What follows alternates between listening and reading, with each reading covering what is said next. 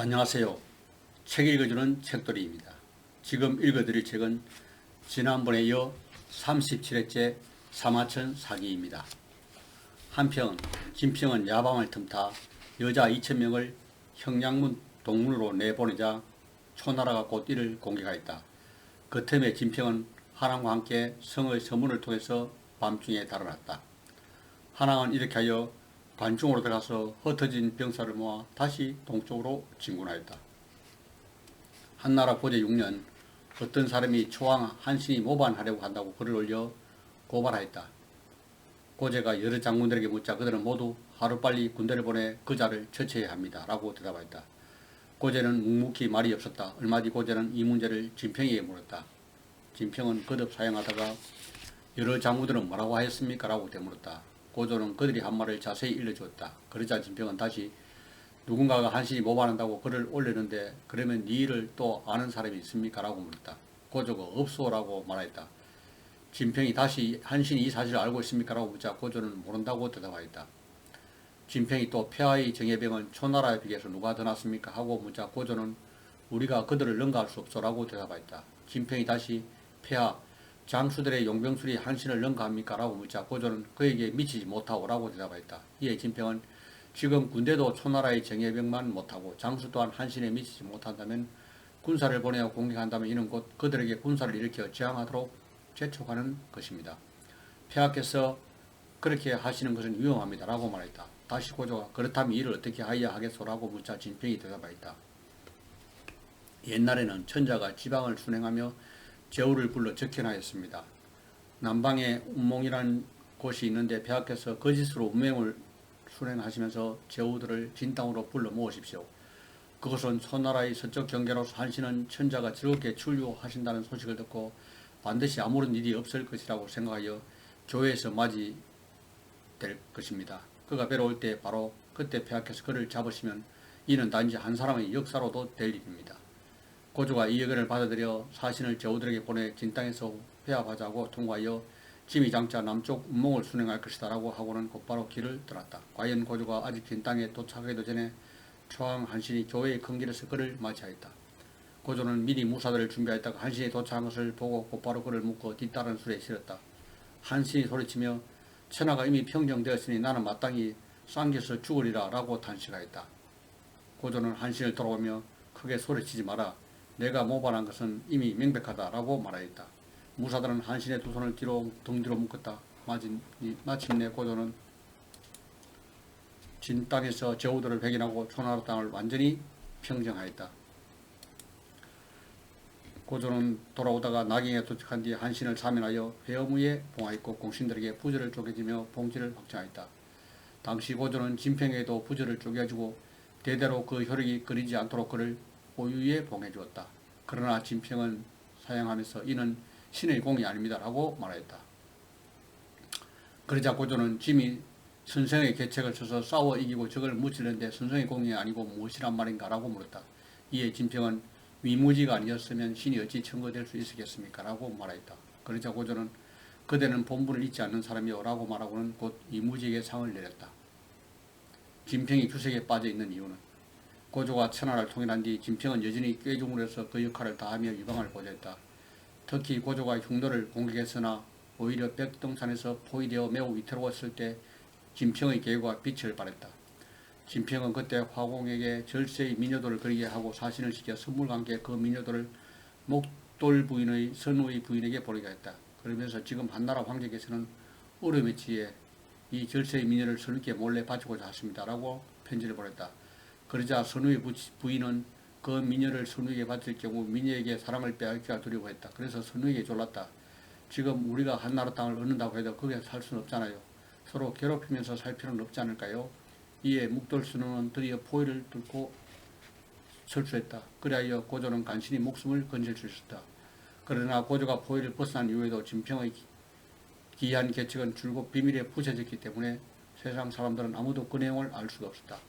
그 후에도 진평은 일찍이 호군 중에 벼슬로 황제를 수행하여 진위와 경포를 진압했는데 모두 6번이나 기이한 계책을 냈으며 그때마다 봉업이 되어 있어서 모두 6차례 중봉되었다. 그의 기이한 계책 가운데 어떤 것은 완전히 비밀에 부쳐졌으므로 세상 사람들은 그 내용을 알 수가 없었다. 고조가 경포를 격파한 뒤 군대를 이끌고 돌아올 때 부상이 심하여 느리게 행군하여 장안에 이르렀다. 이때 연왕 노간이 모반하자 고조는 번쾌에게 상국의 신분으로 군대를 거느리고 그를 토벌하게 했다. 번쾌가 출발한 뒤 그를 헐뜯고 비난하는 사람이 있었다. 고조는 번쾌가 짐이 병이 난 것을 보고 짐이 죽기를 고대했단 말인가 라면서 대로하였다. 그러나 진평에게 책을 써서 주발을 부른 뒤 조칙을 내려 진평은 급히 역참의 수레로 주발을 태우고 가서 번쾌의 군대를 대신 통솔하게 하고 또 진평은 군중에 이르는 즉시 번쾌의 머리를 베어라라고 명령하였다. 두 사람은 조칙을 받은 후 역참의 수레를 몰면서 군중에 이르기 전에 서로 상의하여 말했다. 번쾌는 황제의 오랜 친구이면서 공로도 많고 또 여우의 동생 여수의 남편으로서 황제와는 친척이고 지위도 높습니다. 황제께서 일시적인 분노 때문에 그를 죽이려고 하시지만 나중에 후회하실까 두렵소. 그러니 차라리 그를 묶어 황제에게 보내어 황제께서 직접 그를 죽이시게 하는 것이 좋을 듯하오. 그들은 군영 안에는 들어가지 않고 밖에서 단을 쌓아 황제가 내린 부절로 번쾌를 불렀다. 번쾌가 조칙을 받지 않고 바로 두 손을 뒤로 묶어 제수의 수레에 실어 장안으로 보내고 주발에게 번쾌 대신 장군이 되어 군사를 거느리고 반란에 가담한 연나라의 각현을 평정하도록 하였다.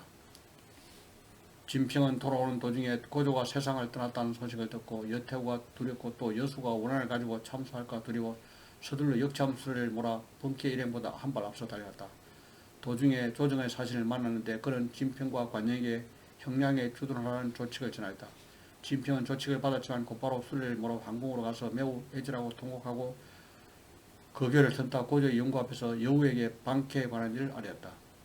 여우가 진평을 불쌍하게 여겨 그대는 수고하였으니 나가시도록 하시오라고 하자 진평은 참소가 자신에게 미칠까 두려워하여 스스로를 낮춰 수기의 벼슬을 청하였다. 여우는 진평을 랑중령에 임명하고 새 황제를 잘 보좌하도록 하시오라고 말하였다. 이 일이 있은 후 여수의 참언은 비로소 별로 효력이 없어지게 되었다. 번쾌는 장안에 도착한 뒤 3일을 받고 원래의 자기와 봉업을 회복하였다. 그런데 고조가 죽고 난 뒤 천하는 여수의 수정으로 들어갔다. 이때부터 진평은 밤낮으로 추색에 빠지게 되었다. 그러자 평소부터 진평을 좋지 않게 보던 여수가 여우를 찾아왔다. 진평이란 자가 성상의 자리에 있으면서도 정치는 아예 쳐다보지 않고 매일같이 추색에만 빠져 있답니다. 그 자를 처벌하세요. 여우는 이 사실을 보고받고 얼굴에 웃음을 졌다. 그리고는 진평을 불러 이렇게 말했다. 예로부터 아녀자의 말을 듣지 말라는 속담이 있습니다. 그대는 어떻게 하면 나하고 잘 해나갈 수 있는가에 대해서만 생각이 바로 여수의 말은 신경 쓸 것 없어. 그 후 여우는 아무런 두려움도 없이 여수의 쪽을 등록시켰고 진평도 아무런 불평을 말하지 않았다. 진평은 집에 들어박혀 여수의 건세를 물리칠 방안을 짜는 게 골몰하고 있었다. 그러던 어느 날 육가가 찾아왔다. 진평은 누가 온 사실조차 모른 채 생각에 꽂더라고 있었다. 무슨 생각을 그렇게 열심히 하고 계십니까? 육가가 인사를 하였다. 그러자 진평은 내가 무슨 생각을 하는지 알아맞혀 보십시오 라고 물었다. 당신께서는 성상의 자리에 계시면서 신하로서는 더 이상 바람이 없을 처지에 있습니다. 다만 한 가지 걱정이 계시다면 역시 여시 쪽의 전행이 아니겠습니까? 육가가 대답하였다. 그렇습니다. 어떻게 해야 하겠습니까? 그러자 육가가 말을 이었다. 천하가 안정될 때는 재상에 주목해야 합니다. 그러나 천하가 어지러울 때는 장군에게 주목해야 합니다. 만약 재상과 장군이 서로 조화를 이루고 협력한다면 선비들은 반드시 모두 이를 따를 것입니다. 사람들의 마음이 따르게 되면 설사 천하에 반란이 생겨도 국가 대권은 여전히 나뉘지 않을 것입니다.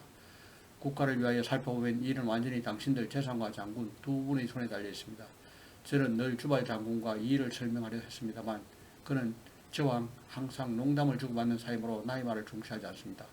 왜 당신께서는 주발 장군과 사이좋게 지내고 밀접하게 연락하지 않았습니까? 그러면서 육가는 여시 위쪽을 제압하기 위한 여러 방안을 얘기하였다. 원래 진평은 주발과의 관계가 좋지 않았다. 옛날 진평이 유방하게 등용되어 장수들의 감사를 수행할 때 주발이 특히 불만을 터뜨린 장군이었기 때문이었다. 하지만 진평은 여시 일족을 누리기 위해 옛날의 감정을 털어버리기로 하고 육가의 계책을 받아들여 500금의 선물을 주발에게 보내고 아울러 풍성한 주인을 열어 그를 대접하였다. 주발 역시 같은 대우로 진평에게 보답하였다. 이때부터 두 사람은 긴밀히 연합하게 됐고 여시의 업무는 점점 이루어지기 어려웠다. 진평은 100명의 노비와 50대의 거마 그리고 500만 전을 육가에게 보내 음식 비용으로 사용하도록 하였다. 육가는 이후 조정의 명신 및 공영 대신들과 널리 교유하였고 그声망이 더 높았다. 마리에서 천하를 얻었지만 마리에서 천하를 다스릴 수는 없다. 육가가 한 고조 앞에서 늘 시경과 서경을 인용하면서 말하자 고조가 육가에게 욕을 하였다. 이 몸의 천하는 천마에서 얻어낸 것이다. 무슨 시경이나 서경 따위가 필요하겠는가? 이에 육가가 대답하였다. 천마에 의해서 천하를 얻으셨지만 천마에 의해서 천하를 다스릴 수 있겠습니까? 즉 은나라 당황과 주나라 부황은 반란을 일으켜서 천하를 얻었지만 도리어 민심에 순응한 회유 정책으로서 천하를 지켰습니다. 문무를 빙용하여 백성을 다스리는 것이 국가를 장기적으로 안정시키는 방법입니다. 반면에 우왕 부차와 지백은 모두 극단적으로 무력만을 믿다가 결국 멸망하였습니다. 진나라는 결국 형법으로서 나라를 다스려 마침내 멸망하고 말았습니다. 만약 진나라가 천하를 통일한 뒤 옛 성인과 선왕을 본받고 인의를 시행할 수 있었다면 반드시 오래도록 평안했을 것이고 이에 폐하해서 천하를 얻을 기회가 있었겠습니까? 여시 일족이 멸망한 후 중신들이 모여 후계자 문해를 논의하였다. 중신들은 모두 여시 외척의 현정을 내고 있었다. 그래서 결국 옛날 박씨 아들의 추대되었다. 그분은 현재 살아있는 유방폐하의 친자식 중에서 최연장자이며 외가인 박씨는 조촐한 집안일 뿐이다. 이렇게 해서 중신들의 의견은 일치되었고 급히 사자를 보냈다. 박씨의 아들은 거듭 사형했지만 중신들은 계속 권유했다. 드디어 박씨의 아들이 할 수 없이 황제의 자리에 오르니 그 바로 문제이다. 자리가 다르면 할 일도 다르다. 새로 즉위한 문제는 주발 장군이 여시 토벌에 가장 큰 공로가 있었으므로 그를 제1의 공로자로 생각하고 있었다. 진평은 그것을 알고 우성상 자리를 주발에게 양보하기로 생각했다. 그래서 몸이 아프다는 핑계를 대고 사직을 청원했다. 그들은 이제까지 건강하더니 갑자기 아프다며 사임하겠다니 무슨 이유입니까? 문제가 진평에 물었다. 예, 항공스러운 말씀이오나 옛날 고조 때는 저희 공직이 주발을 앞섰습니다. 그러나 여시 토벌에는 주발을 따라가지 못합니다. 그래서 문제는 주발을 우성상에 임명하고 진평은 자성상으로 임명해 제의 서열로 내려놓았다. 그 뒤 어느 날 문제가 주발에게 물었다. 우성상, 재판은 전국적으로 몇 건쯤 있는가? 그러자 주발의 얼굴빛이 발갛게 달아올랐다. 제가 미처 그것을 알지 못했습니다. 그럼 국고는 연간 얼마나 되는가? 그것도 모르겠나이다. 죄송합니다. 주발은 온몸에 식은 땀이 흘렀고 그러자 문제는 진평에 물었다. 하지만 진평의 대답은 간단했다. 그러한 문제들은 모두 주관하는 관리가 있습니다. 주관하는 관리가 누구인가? 재판은 정의가 있어오며 국고에 대해서는 치속 내사가 있어옵니다. 각자의 업무에 주관하는 관리가 있다면 도대체 그대가 주관하는 일은 무엇인가? 상가 말씀드리옵니다. 모름지기 재상이라는 자리는 위로는 황제를 보좌하며 아래로는 모든 만물을 잘 살게 할 임무를 가지고 있습니다.